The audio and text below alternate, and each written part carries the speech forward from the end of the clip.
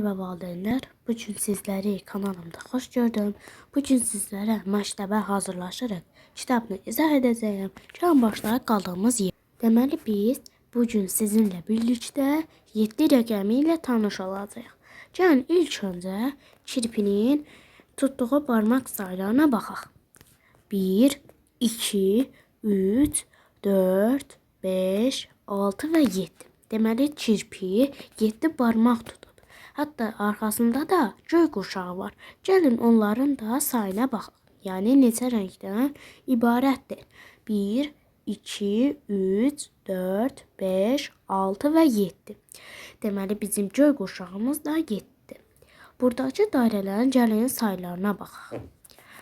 Deməli 1, 2, 3, 4, 5, 6 ve 7. Deməli buradakı dairələrimiz də 7 dənə dairədən ibarətdir. Gəlin ilk birinci tapşırığımızla tanış olaq. 7 yazılmış hissələri sarı. Deməli biz 7 yazılmış hissəni sarı rəngdə rəngləyəcəyik. Aha. Baxın. Bu qayda ilə rəngləyirik.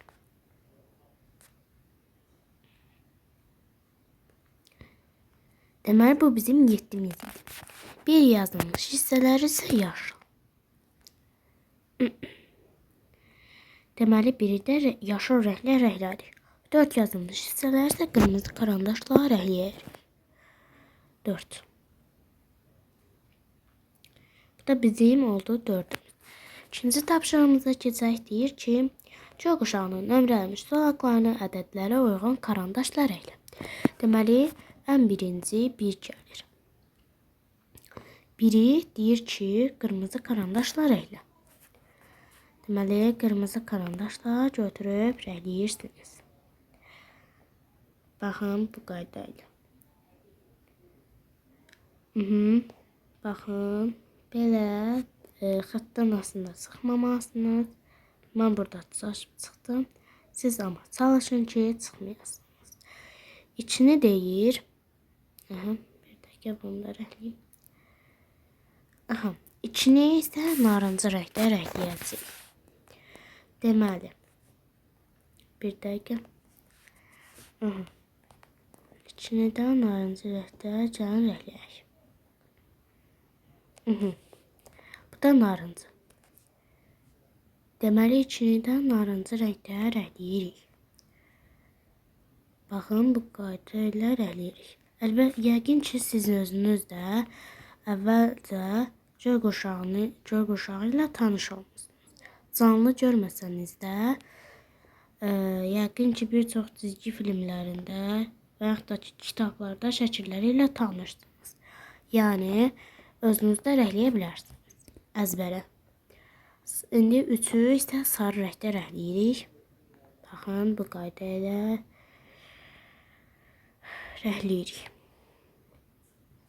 Deməli 4'ə keçdik. 4'ümüz yaşıl olacaq.